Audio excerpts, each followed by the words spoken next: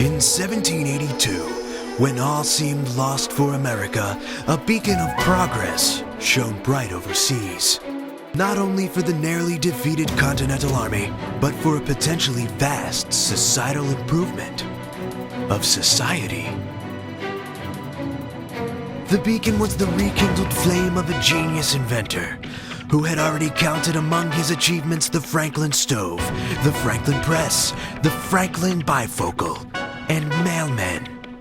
And now, 3,000 miles from his war-torn homeland, in the diplomatic theater of the French court, a course of unexplained events would cause the greatest inventor in the world to return home and create a puzzling machine he hailed as his parting gift to humanity. But in his subsequent death, having written no instructions, he'd leave behind only a bizarre manifestation of ingenuity and a mystery that would plague historians for centuries.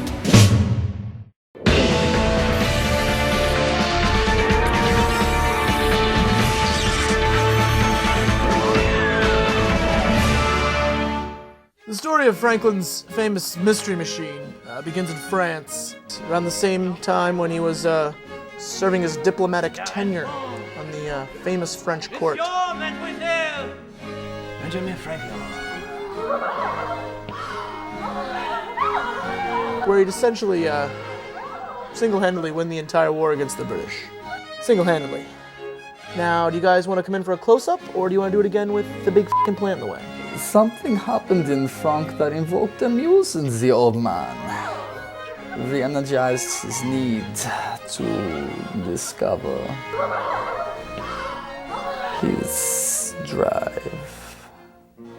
He was old. He had hung up the tool belt years ago. You know, ladies, in America, we have gentlemen who are in our military called Minutemen.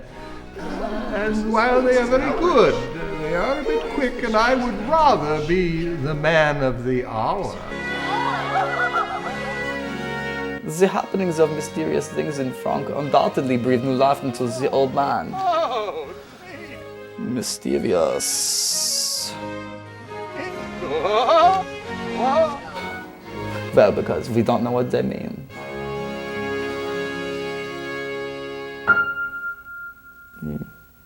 What happened to the aging Franklin during these years that would, upon his return home, rejuvenate the inventor within? I've got it!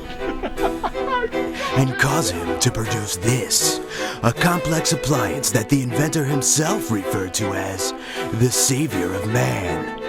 But for which Franklin, known for his methodical if not exhaustive journal keeping, leaves no operating instructions. It stands as his final invention, the culmination of his life's experience. He called the device the Franklin Pleaser, and its function is a history's mystery. The device, as you can see from Franklin's initial sketches, is essentially a complex malflagelation of cogs and piping. Here we see an intake valve by which Franklin has scribbled whiskey and goose feathers. We also see a giant rod marked Electric Sky Fire. All of this centers around a thoroughbred saddle suspended at the apex, which Franklin has fit with one single wooden protruding knob. It is this knob that Franklin has labeled Rapture Bliss Joy.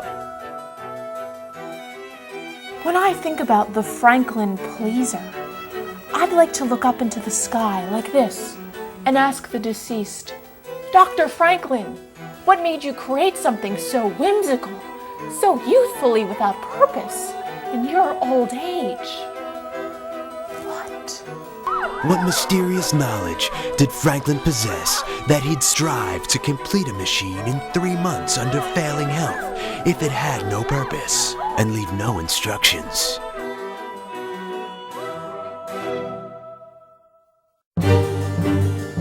In the Franklinian chronology, this is the first time that we see Dr. Franklin working so hard, even though we don't know what he's doing. I like to picture his arms like hummingbird arms. A A recent discovery may shed light on this sudden change of character. An unauthenticated paper note written by what appears to be Franklin's hand and said to be found inside Franklin's prototype itself seems to describe the machine's purpose as being for when it behooves a gentlewoman or gentleman to besmirch his unmentionables. Many historians have denounced the note as cryptic and possibly fake, but for some scholars, the meaning is frighteningly clear. It's obvious to me that the Franklin Pleaser is a wicked machine and designed with wicked intentions and built with wickedness. So regardless if they figure it out or not, it's possible that the machine is too wicked for actual use. Irregardless, the scientific community is baffled. Even our modern nuclear physicists have no idea what it does. I mean, yeah. Fuck if I know. You Americans always have been one fucked up cloud of cats. I mean, sure, I went to MIT, but even there, one of you motherfuckers decided to wake me up by putting hot pizza down my pants and bouncing your balls on my forehead. I called you gay for it, and you swore you weren't. But you are. Nobody can explain how or why he made it. Nobody can say for certain exactly what it's supposed to do. And technology too advanced for our physicists. Now come on, is it really that crazy to wonder? Perhaps Franklin had nothing to do with it at all. I think you'll find the evidence clearly states that the real makers of the Franklin Mystery Machine were, in fact, Washington and Jefferson. But for all the speculation surrounding the Franklin Pleaser, one woman is convinced that she has answers. Sheila LaFontaine, curator at the Franklin Institute in Philadelphia, has sole access to Franklin's only prototype. Until now, LaFontaine has been the only contemporary scholar to lay eyes on Franklin's final invention. She claims that she restricts access to herself because of the historic nature of the machine, but to preserve functionality of the centuries-old Franklin Pleaser, LaFontaine has taken steps to ensure its upkeep. She insists that she runs the machine late at night when she's alone in the office, and the machine runs as efficiently as it did centuries ago in Franklin's workshop. Although wary of putting the machine on public display, she has agreed for the purposes of historic documentation to allow our cameras to tape her walking down the hallway, like she does every day. She has also agreed to the filming of an unmanned demonstration. I'm standing in front of the Franklin Pleaser. This is the original prototype that belonged to the inventor himself.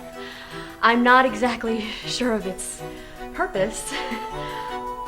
Excuse me. I can, however, demonstrate to you how the machine runs. Or some of this.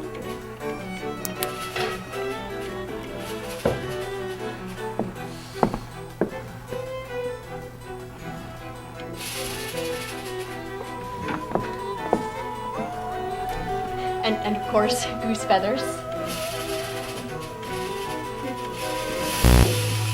So, as you can see, running the Franklin Pleaser gives no indication of its purpose. I run it every night, and I'm just as confused as the rest of you.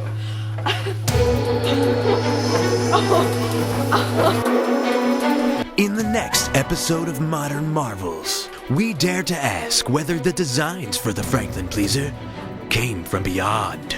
And by beyond, we mean moon people.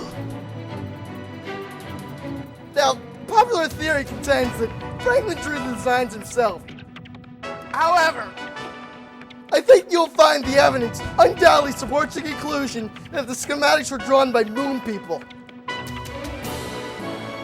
Of course, Franklin told the moon people what to draw, and then they drew it, and then they handed the designs back to Franklin.